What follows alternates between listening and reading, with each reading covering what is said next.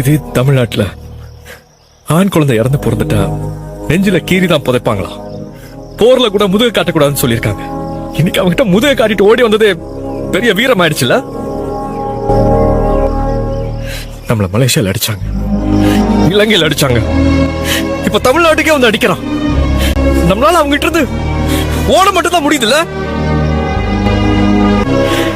வீரத்தை இந்த உலகத்துக்கே சொல்லி கொடுத்த இடம்னு சொன்னீங்க. இப்ப ஒவ்வொரு நாட்டிலயும் அடி வாங்குறோம் பாத்தியா?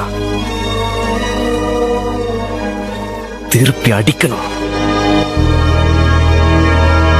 அவன் இந்த மண்ணை விட்டு உயிரோட போக கூடாது. வீரம் வீரம்னு தானே சண்டை போட்டாங்க நம்ம பக்கத்து நாட்டுல. ஜெயிக்க முடிஞ்சுதா? செத்து தானே போனோம்.